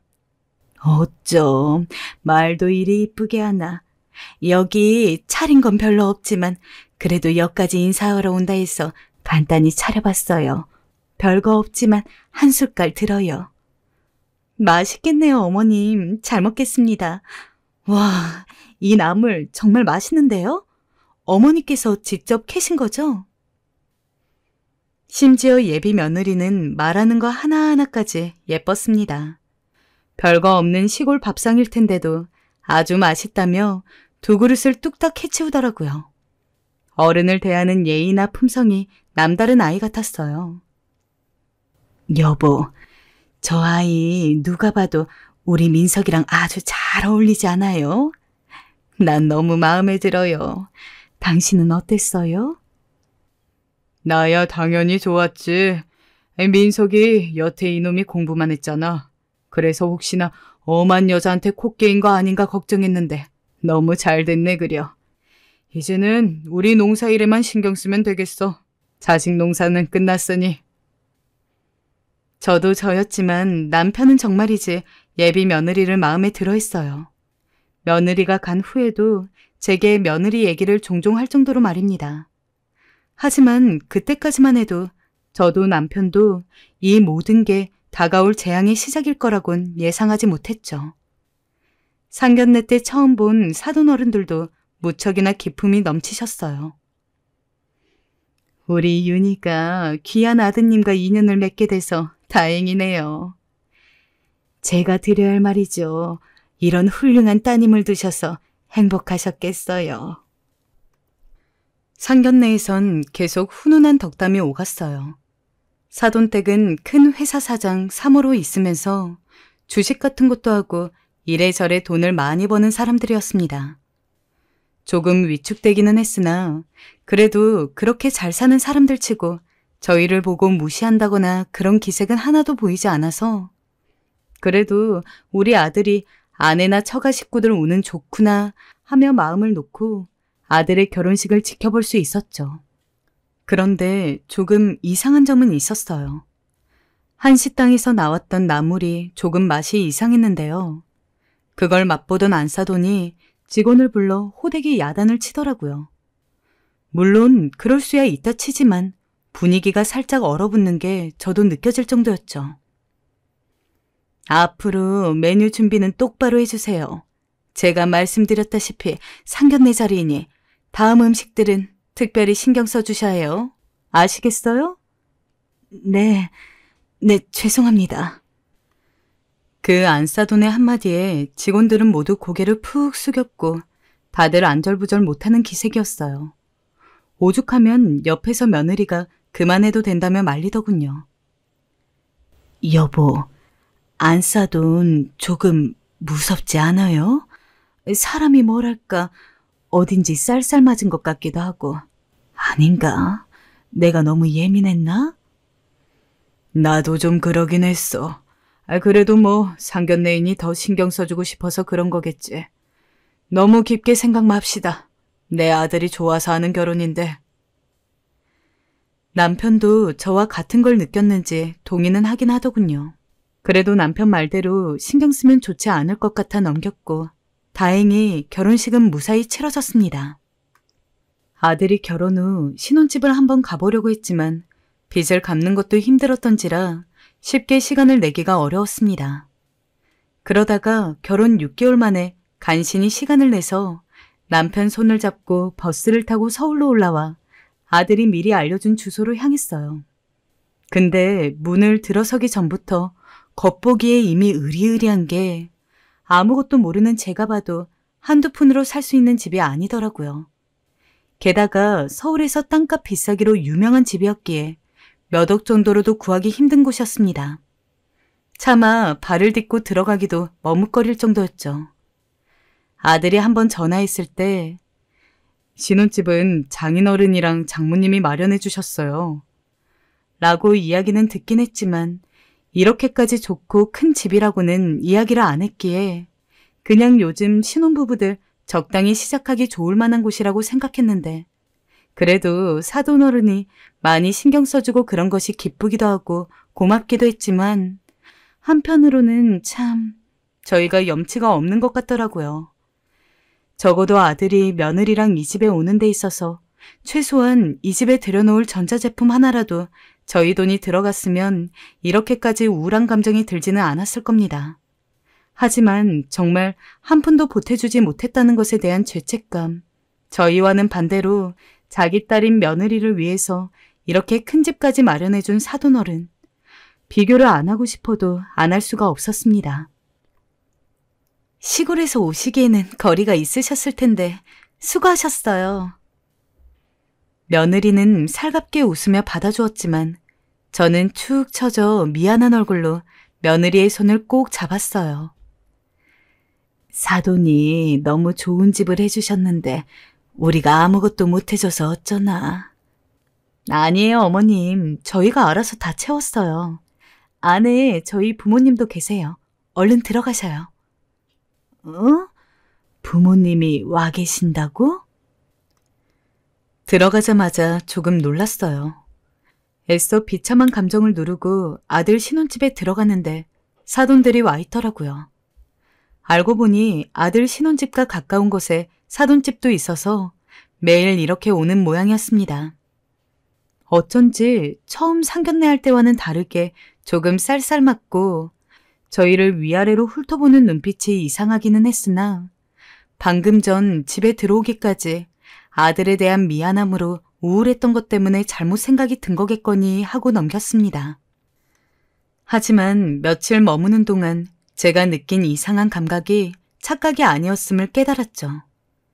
집이 멀다 보니 아들 한번 보려면 시간 내기가 어려운지라 남편과 이야기했을 때 우리 한번 올라가는 거 한 일주일 정도 있다가 갑시다 하고 미리 신혼집에서 일주일간 묵을 거라고 이야기를 해두었습니다. 물론 그때는 사돈댁이 같이 있는 건 줄 몰랐지만 며느리 입장에서는 시부모랑 같이 있는 것이니만큼 친정 식구들이랑 같이 있고 싶어 할 것 같아서 당연히 괜찮았어요. 하지만 사돈은 저희랑 부딪히는 대로 사사건건 시비를 걸듯 이야기를 했죠. 저희 윤이 고사리 못 먹는데 그런 것도 모르셨나요? 네? 고사리 못 먹는다고요? 얘기 못 들으셨나 봐요? 아무래도 젊은 애들끼리 살다 보니까 반찬 같은 것도 제대로 못 해먹을 것 같아서 시골에서 올라오며 저희가 직접 기른 채소랑 과일들 바리바리 싸들고 왔었습니다. 그리고 신혼집에 온 첫날에 미리 반찬부터 해주려고 열심히 고사리를 씻고 시금치를 다듬고 있는데 부엌을 기웃대던 사돈이 날카로운 목소리로 이야기를 하더군요. 며느리가 못 먹는 것에 대해서는 들어본 적이 없었기에 너무 당황했습니다. 몰랐네요. 죄송해요. 우리 아들이 제가 해주는 고사리 무침을 좋아해서 그거 생각이 나서 가져온 건데 생각이 짧았네요. 대신 가져온 나물들 많으니 나머지는 꼭 며느리 좋아하는 걸로 만들어 놓을게요. 네, 그리 하세요. 우리 윤이 입맛이 좀 까다로워서 물어보시고 가져오셔야 해요.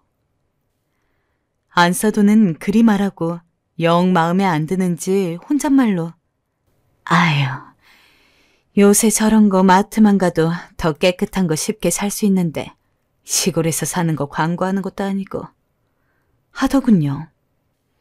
저를 하대하는 말투에 퉁명스럽게 구는 사돈의 행동에 당연히 저는 위축될 수밖에 없었습니다. 그래도 똑같은 어머니 입장에서 저도 아들이 못 먹는 음식이 있다면 저렇게 화를 내고 면박을 주진 않더라도 당연히 이야기해주기는 했을 텐데 사돈도 딸인 며느리가 걱정이 돼서 그런 건가 보다 하고 좋게 좋게 넘어가려 했어요. 하지만 당연히 거기서 그치지 않았습니다. 아들이나 며느리나 서로 하는 일은 다르지만 현재 맞벌이 부부로 살고 있었기 때문에 요리뿐만 아니라 설거지나 빨래 같은 것들도 챙기기가 너무 힘들다고 언젠가 아들이 이야기했었거든요. 그래서 남편이랑 올라오면서 이번에 간 김에 애들 집안일이나 제대로 해주고 오자고 했었기에 남편은 청소기를 돌리고 저는 며느리 빨랫감을 하나하나 개고 있는데 또 사돈어른이 제 곁으로 오더니 퉁명스럽게 말했습니다. 그게 얼마짜리 옷인 줄 알아요? 우리 정이 대학교 들어갔을 때 어디서 기죽지 말라고 백화점 명품관 데리고 가서 산 500만 원짜리 셔츠예요. 근데 그렇게 아무 옷이나 개듯이 접으면 어떡해요? 명품은 주름지면 막 다리미로도 필 수 없는 거 몰라요? 신경 좀 써주세요, 제발. 아휴, 정말. 주세요. 제가 할게요. 아니에요. 제가 할게요. 명품인진 몰랐네요. 전 그냥 접으면 되는 줄 알았어요.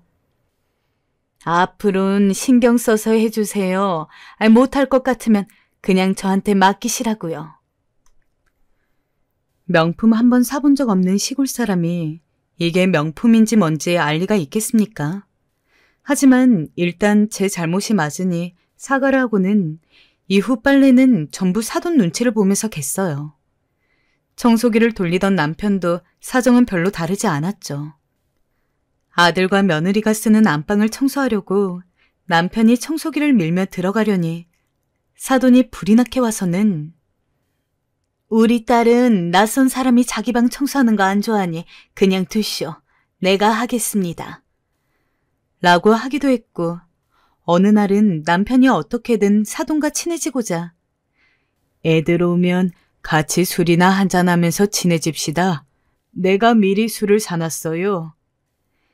라며 편의점에서 산 캔맥주를 늘어놓는데 사돈댁이 한숨을 푹 쉬면서 와인도 아니고 싸구려 맥주캔? 라며 아주 다 들리게 뭐라고 했다더군요. 아들 잘 사는지 확인하려고 그리고 간 김에 아들 부부 좀 도와주려고 좋은 마음으로 올라온 거였는데 진짜 사돈 때문에 온갖 면박이란 면박은 다 들었던 일주일이었습니다. 우리 다시는 올라오지 말아요, 여보. 내 생각도 그래. 아들이 힘들면 우리에게 먼저 연락하겠지. 시골로 내려가면서 저는 남편한테 다시는 서울로 올라오지 말자고 이야기했습니다. 어지간해서는 좋은 게 좋은 거라고 불평을 할 만한 일이나 화낼 만한 일이 있어도 그저 아무 말 없이 묵묵하던 무뚝뚝한 남편도 정말 처음으로 제 말에 바로 고개를 끄덕이더군요. 화가 나고 서럽기는 했지만 아들에게 이야기하진 않았습니다. 그래도 아들은 잘 살고 있는 것 같았고 괜히 저희 때문에 아들이 며느리나 사돈댁과 마찰을 빚기는 원하지 않았으니까요. 다행히 아들은 나중에 자기를 쏙 빼닮은 아들도 낳고 며느리랑 함께 저희 집으로 와서 손주도 보여줬습니다. 그때쯤 되니 저희도 당시 사돈댁에게 받았던 면박은 거의 잊어가고 있었고 나중에 애들 시간 괜찮고 그러면 며칠 정도 서울에 올라갈까요? 라며 매일 손주 이야기, 아들 이야기하느라 바빴습니다. 게다가 손주 녀석이 복덩이인지 애가 돌을 막 지났을 쯤 아들이 회사 외적으로 혼자 연구하던 발명품이 특허를 따고 제법 반응이 좋았던 모양입니다. 그리고 아들은 자신의 발명품을 가지고 회사를 그만둔 뒤 사업을 시작했죠. 아니, 이게 무슨 돈이냐? 우리 돈 없어도 돼, 민서가. 엄마, 이번 달 용돈은 조금 더 넣었어요. 부담 갖지 말고 받아주셔도 돼요. 이번에 사업 투자 받기도 했고 매달 매출이 오르고 있어서 드리는 거니까요. 아들은 종종 연락을 할 때마다 자기가 하고 있는 사업에 대해서 이야기를 했는데 아무래도 처음부터 끝까지 이야기를 들은 것은 아니지만 대충 듣자 하니 아들이 발명품에 대해서 사돈어른 댁과 며느리한테 이야기를 했고 마침 완성된 발명품을 본 사돈이 사업을 해보면 어떠냐고 제의를 했나 봅니다. 마침 아들은 계속해서 연구직 직원으로만 있는 거 말고 자기 손으로 무언가를 해보고 싶다고 생각하고 있었던지라 바로 사돈의 제의를 수락했고 사돈이 돈을 보태줘서 아들이 결국 자기 이름으로 사업을 시작했다고 했죠. 비록 사돈에게 당한 게 있기는 했어도 아들이 원하는 것을 해준 만큼 고마운 마음이 안 들 수가 없더라고요. 사돈댁한테도 잘해줘라. 너 사업도 하게 해주고 얼마나 고마운 분들이니. 우리가 부모 노릇 제대로 못해주는 걸 사돈댁에 해주는 것 같아서 염치 없고 너에게는 미안하다만 결국 이 은혜를 갚을 수 있는 건 너가 더 열심히 하는 거야. 네, 알아요, 엄마. 더 열심히 할게요. 하지만 그렇게 응원을 한 게 무색하게 딱 3개월 지나고 나서 조금 충격적인 일이 생겼어요. 손주를 보러 오랜만에 아들 집에 간 날이었죠. 그날도 여지없이 사돈댁이 집에 있었는데 이상하게 며느리는 보이지 않더군요. 약속이 있나 싶어 저녁 준비를 하고 손주도 보며 저희는 아들만을 기다리고 있었습니다. 그런데 저녁 식사가 되고 30분 후 아들이 좀 지친 표정으로 들어오더군요. 오랜만에 본 저희는 본체만치 하고요. 딱 봐도 아들의 안색이 너무 좋지 않아 보여 걱정되어 들어가려는데 갑자기 사돈이 그 방으로 조르르 따라 들어가는 겁니다. 무슨 일인가 했는데 잠시 후 사돈의 고성이 울려 퍼졌어요. 자네, 오늘 내 딸한테 돈 문제로 한마디 했다며? 아니, 애가 명품을 갖고 싶어서 살 수도 있는 걸 가지고 많이 쓴다 어쩐다 했다던데 그게 할 말인가? 그게 부부 사이의 일이라서요. 제가 뭐라고 한 게 아니고요. 오해가 있으신 것 같습니다, 장모님. 오해는 무슨, 말 똑바로 못하나? 이야기를 들어보니 아들과 며느리 사이에 부부싸움이 있었고 이걸 사돈이 알게 된 것 같았어요. 일단 저는 상황을 좀 해결하고 사돈을 진정시키기 위해 방 안으로 들어갔습니다. 그런데 사돈은 제가 자리에 있는 건 안중에도 없이 자기 하고 싶은 말을 아들에게 바락바락 거리더군요. 자네 지금 누구 덕에 그 위치까지 올라갈 수 있었나? 우리 자본이 없었으면 내가 자네를 믿어주지 않았다면 가당키나 했겠는가? 자네가 성공할 수 있었던 건 다 우리 집안의 인맥과 재력 때문인데 어딜 그걸 잊고 내 딸에게 그런 말을 함부로 짓거린단 말이야? 개구리가 올챙이적 시절을 잊으면 안 된다는 말이 있는데 지금 자네 은인한테 그런 우를 범하려는 거야? 당장 무릎 꿇게. 내 딸에게 당장 무릎 꿇고 사과하라고. 말을 듣는데 너무 화가 났습니다. 기죽어 사돈의 말을 듣는 아들의 표정이며 무릎을 꿇으라고 하는 사돈이며 너무 황당하고 당황스러운 나머지 제가 뭘 보고 있는지조차 모르겠더군요. 저는 주춤거리며 앞으로 나서 겨우 입을 떼었어요. 저기요 사돈, 무슨 일인진 대충 알겠지만 그래도 애들 문제이니 애들에게 맡기는 게 어떨까요? 제 아들 며느라가의 마음을 다치게 했을 수 있겠다만 이건 저나 사돈이 끼어들 문제는 아니지 않나요? 무슨 말씀을 그리 하세요? 사돈은 자기 자식이 아니니 그렇게 태평하게 말하실 수 있겠지만 난 아닙니다. 어미로서 짚고 넘어가야 할 부분은 확실히 해야겠으니 사돈은 빠지세요. 사돈의 말이 끝나자마자 아들마저 저에게 조용히 나가달라 했습니다. 그리고 아들은 사돈과 제 앞에서 며느리에게 전화를 걸더니 미안하다는 말을 하더군요. 아들의 눈에선 금방이라도 눈물이 툭 떨어질 것 같았어요. 그 모습을 보고 있자니 어떻게 키운 아들인데, 어떻게 금지옥엽으로 키운 내 아들인데 그만 그 자리에서 울컥해 사돈을 향해 소리라도 버럭 소리를 지르고 싶었죠. 허나 가까스로 아들을 생각하며 꾹 참고 남편에게 시골로 가자 했어요. 그리고 겨우 마음을 추스리고 있을 때 아들의 사업이 쫄딱 망해버렸습니다. 왜 망했는지 이유도 몰랐어요. 아들이 사업에 대해서 이야기해 준 게 아니라 사돈이 문자로 통보를 해줘서 알게 된 거였죠. 당연히 저희는 아들에게 전화를 했습니다. 하지만 아들은 전화를 받지 않았습니다. 사업에 대한 충격으로 누구랑도 연락하고 싶지 않을 수도 있으니 일부러 시간을 가지고 지켜보았습니다. 하지만 그 뒤로도 2개월이 더 넘도록 연락이 안 되자 저희로서도 슬슬 걱정이 됐죠. 윤희야, 나다. 혹시 우리 민석이랑 연락 좀 할 수 있을까? 민석이가 전부터 연락이 안 돼서 내가 너무 걱정이 되어가지고. 저도 몰라요, 어머님. 이런 것 가지고 전화하지 마세요. 저도 이래저래 신경 쓸 게 많거든요. 저 그럼 끊을게요. 며느리의 반응은 황당하기 그지없었습니다. 모르다니요. 어떻게 아들이 뭐 하는지 모를 수 있겠습니까? 그리고 명색의 시부모인데 전화를 걸 때마다 며느리는 퉁명스럽고 화난 목소리로 받고 뚝 끊기만 했습니다. 괜히 며느리 화날까 싶어 며칠은 전화를 안 걸고 있었더니 어느 날은 먼저 연락이 오더라고요. 당연히 아들 소식인 줄 알고 받았더니 며느리는 대뜸 저 이혼할 거니까 그렇게 아세요. 라고 이야기했습니다. 뭐라고?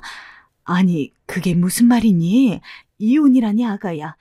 무슨 일이 있었던 거니? 어머니, 그건 그이한테 들으시고요. 아무튼 저흰 이혼해요. 아가야. 전화는 뚝 끊겨버렸어요. 청천벽력 같은 소리였습니다. 남편이랑 그날 대충 짐을 싸고 급히 서울로 올라갔습니다. 아직 손주도 어린데 대체 이게 무슨 일인지. 게다가 아들이 오래 연락이 안 되는 것도 너무 마음이 걸리더군요. 혹시나 이 일로 안 좋은 선택이라도 할까봐 걱정이 돼서 가만히 있을 수가 없었습니다. 불이 나게 애들 신혼집으로 가니 이미 아들과 며느리가 한바탕 하고 있더군요. 이 집도 우리 엄마 아빠가 해줬지. 사업자금도 다 대줬지. 나 참 거지 집안하고 결혼해서 내가 아주 얼굴을 못 들고 다니겠어. 저는 아무 말도 할 수 없었습니다. 며느리가 버릇없이 말하고 있다는 걸 알고 있었지만 그 모든 것이 사실이기에 입을 다무는 것이 최선이었습니다. 그런데 남편은 아니었나 봅니다. 잠깐만 아가야, 말이 심하구나. 우리가 앞에 있는데 어디서 그런 말을 하는 거니? 아버님은 좀 가만히 계세요. 저희 결혼할 때 아무것도 안 해주신 분이 뭐 그리 할 말이 많으세요? 이 사람 말이에요. 제 집안 돈 아니었으면 이런 집에서 살 수 있었겠어요? 사업은 할 수 있었겠고요? 어디 감사하게 여겨야지. 주제도 모르고. 뭐? 며느리는 갈수록 정말 아나무인 그 자체였어요. 결혼 전 조금은 저희에게 살가웠던 그 모습은 온데간데 없더군요. 이젠 제가 다 화가 나 며느리에게 쏘아붙이려 했어요. 그런데 아들이 먼저 나섰습니다. 그만 못해? 너 돌머리여서 고등학교밖에 안 나왔잖아. 내 스펙 보고 결혼한 거 아니야? 그럼 당연히 그 정도는 감수해야지. 서로 얻어가는 게 있는 건데 왜 당신만 우리 집한테 뭐라고 그래? 저는 아들이 정말로 며느리를 사랑해서 결혼하는 거라고 생각했는데 그것도 아니었어요. 대화 흘러가는 걸 보니까 사랑하지 않으면서 배경만 보고 결혼했던 것 같았습니다. 화가 났는지 며느리는 결국 자기 가방만 들고는 쿵쿵 발소리를 내며 집을 나갔습니다. 제 걷지도 못하는 어린 손주를 두고 말이죠. 어린 손주가 며느리 뒷모습을 바라보고 있는데 어찌나 짠하던지. 저는 손주를 품에 안고 달려가 며느리를 붙잡았어요. 네 애는 데려갈 생각도 않는 거야? 제 애요? 저 인간이랑 낳은 애라고 생각하니까 꼴도 보기 싫네요. 제가 알아서 데리고 갈 테니 일단 그 집에 두세요. 한마디 한마디가 너무도 놀라웠고 충격적이었어요. 마치 손주를 물건 취급하듯 말하고 며느리는 택시를 잡아버렸어요. 분한 마음에 달리는 택시를 따라갔지만 다리가 아파 그것도 못하고 바닥에 주저앉아 버렸죠. 집에 가니 아들은 죄인의 얼굴로 제게 죄송하다는 말을 중얼거렸습니다. 엄마, 죄송해요. 다 제가 못나서 이런 일이 생겨버렸어요. 사람을 보고 결혼했어야 하는데 저도 성공의 눈이 어떻게 돼버렸나 봐요. 아들은 그 말을 토하며 엉엉 울었습니다. 그 모습을 보니 마음 언저리가 또 아파오더군요. 일단 농사를 계속 지어야 했기에 남편은 다시 시골로 내려보내고 저는 아들 신혼집에 남아서 손주를 돌보았습니다. 젖먹이 때 아이를 키운 지 너무 오래되기도 했고 나이가 나이다 보니 힘들었지만 아들을 위해서 견뎠습니다. 게다가 아들은 며느리와의 싸움 이후로 매일 술에 취해서 돌아왔기에 저는 손주 말고 아들마저 챙겨야 했어요. 따뜻한 북엇국으로 아침을 차려주고 아들이 느리게 한 숟갈씩 뜨면 그 모습을 가만히 지켜보다가 설거지를 하고 멍하니 소파에 앉아 TV를 보는 둥 마는 동안은 아들의 곁에서 빨래를 개다가 미안하다는 말만 조용히 남기는 나날이 이어졌습니다.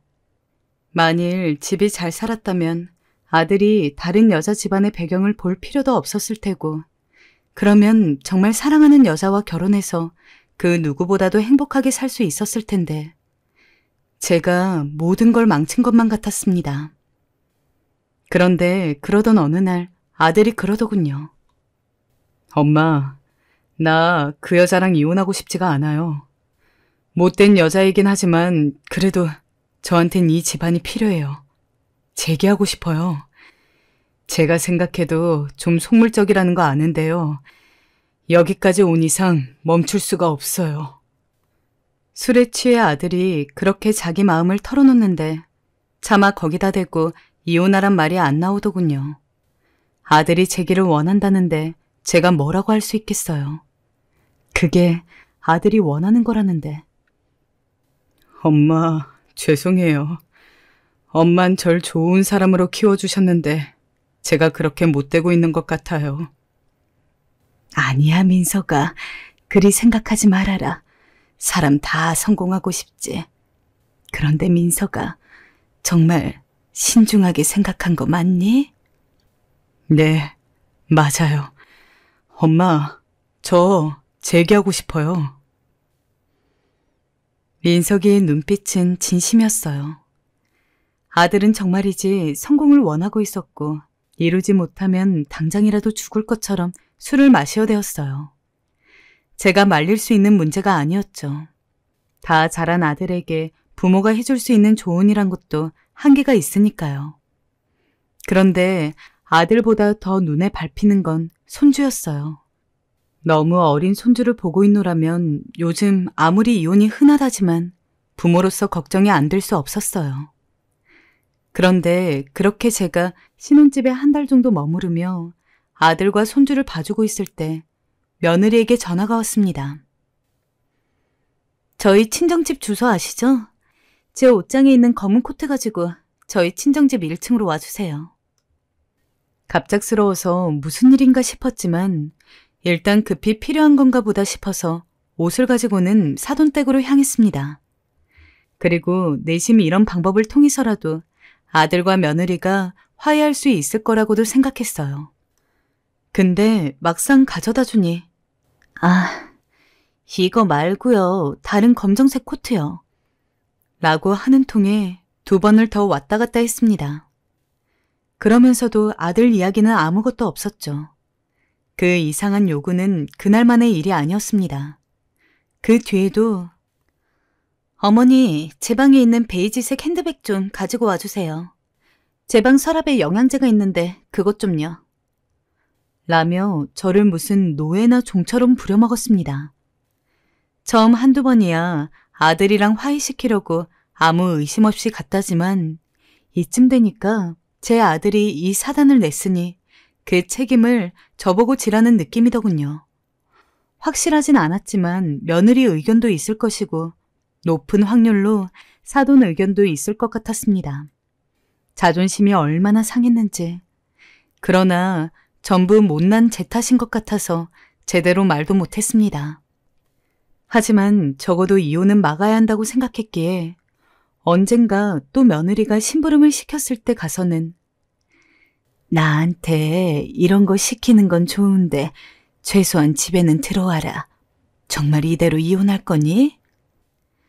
라며 며느리에게 집으로 돌아오라고 이야기했습니다. 그랬더니 며느리가 뻔뻔한 얼굴로 그러더군요. 저랑 민석 씨 이혼하는 거 싫으시면 당분간만 제 요구 들어주세요. 당연히 민석 씨한텐 말하면 안 되는 거 아시죠? 요새 저 도와주는 가정부 아주머니가 그만두셔서 이것저것 챙기기가 어려운데 만약 어머님이 해주시면 이혼은 안 할게요. 뭐? 이혼은 안 하겠다고요. 어머님이 원하시는 게 그거잖아요. 저도 어머니 요구 들어드릴게요. 대신 가정부 아주머니 역할을 좀 해주셔야겠어요. 며느리는 그 말을 하면서 어쩐지 조금 웃는 것 같았어요. 절 비웃는 것 같았죠. 하지만 전 거기에 대고 제가 뭐라 했는지 아세요? 가정부 역할 하겠다고 했습니다. 할 테니 아들을 받아달라 했어요. 며느리는 생긋 기분 좋게 웃더군요. 네, 일단 엄마랑 아빠가 반대를 많이 하고는 있는데 그것도 제 선에서 어떻게든 다 설득해 볼게요. 엄마 아빠가 일단 제 말이라면 깜빡 죽으시니까 결혼도 그렇게 진행한 거거든요. 아무튼 제안 받아주셔서 감사해요. 그럼 내일부터 좀 도와주세요. 근데 돈은 안 드려도 되죠? 저는 어렵게 고개를 끄덕였습니다. 그리고 믿기지 않으시겠지만 며느리가 전화할 때마다 가서는 심부름을 했어요. 아들에게 말하면 당장 이혼할 것 같은데 아들도 아들이지만 어린 손주 녀석이 엄마 없이 자라게 하기 싫고 집에 돈도 없다는 게 너무 걸려서 그냥 가만히 며느리가 시키는 것을 아무 말도 안 하고 들어주었어요. 하지만 지금 이런 짓을 한 지가 거의 3개월이 다 되어 가는데 며느리는 아직도 집에 들어오질 않았어요. 얘야, 내가 너 해달라는 대로 다 해줬으면 이제 집에 좀 들어가야지 않겠니? 제가 일단 오늘은 바빠서요. 다음에 다시 얘기해요, 어머님. 맞다. 어머님, 저 오늘은 제가 말씀드렸던 떡볶이 해주시는 거 잊지 않으셨죠? 맵지 않게 해주셔야 돼요. 제가 매운 건 잘 못 먹으니까. 저번에 해주셨던 떡볶이는 너무 맵더라고요. 이렇게 며느리는 자기가 원하는 것만 이렇게 요구해대고 있습니다. 얘기 좀 할라치면 자기 바쁘다고 먼저 가야 한다며 자리를 피하고 어떻게 해야 며느리가 집에 들어와서 다시 전처럼 살 수 있을까요? 제가 못나고 못 살아서 저희 가족끼리만 오순도순 살지 못하는 게 죄인가 싶습니다.